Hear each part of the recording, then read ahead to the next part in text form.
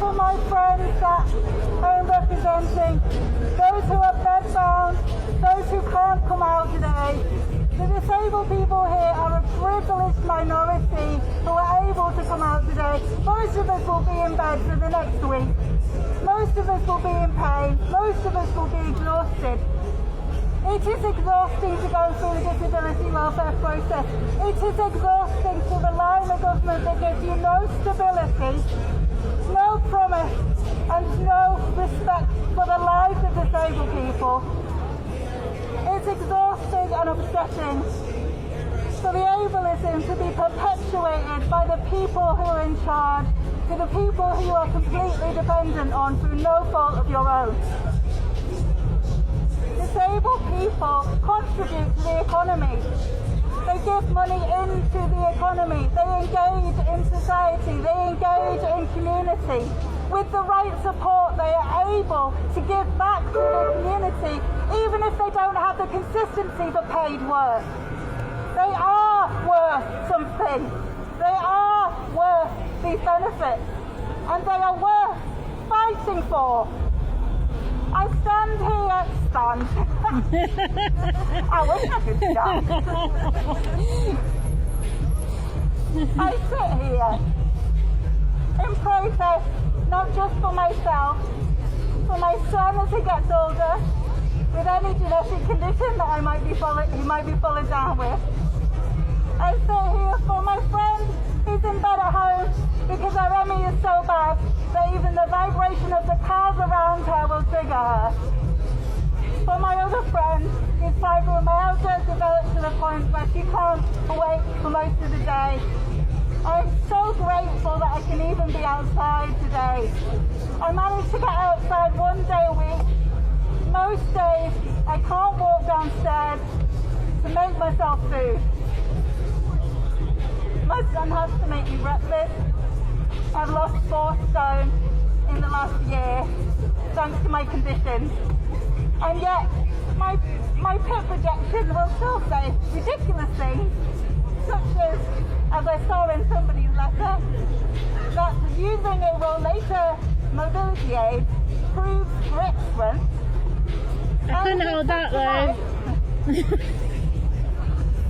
Well, how do you look after your son then? My PIP got rejected because I used a walking stick for 100 yards. As someone else pointed out, the fraud percentages for all benefits is less than 0.1%. For PIP benefit, it's 0.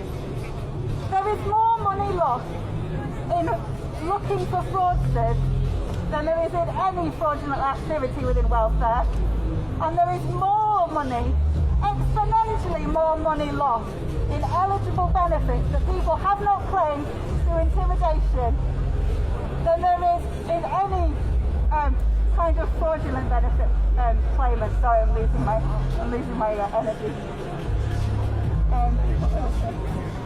We call them the millions missing, the people with ME specifically who can't come outside. But this is true for all of us disabled people. Disability, what makes us disabled is the world around us not being accessible. The expectations and cultural norms of the capitalist society around us not being accessible. I could work like this. I could give something of myself, but the expectations of my health being stable enough to do that consistently means I can't work. The accessibility is not there because the culture and the society around me is not accessible to me. That is not a failure on my part. That is not a failure on disabled people's part. It's more expensive for us to live. £1,000 a month on average by Scopus calculated. Was that above PIP? That's over the PIP. And the max PIP, that's £795 a month. People think we can live on PIP. So we're claiming something that we're living on. The reality is, if you are so ill that you can no longer work for the rest of your life, you will never be able to save for a house. A car is a luxury.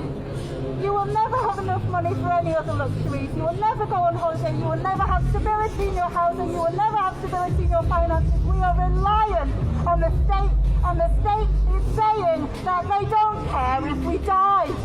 That's why we're angry. Those benefits won't affect me. But they're telling me I don't matter.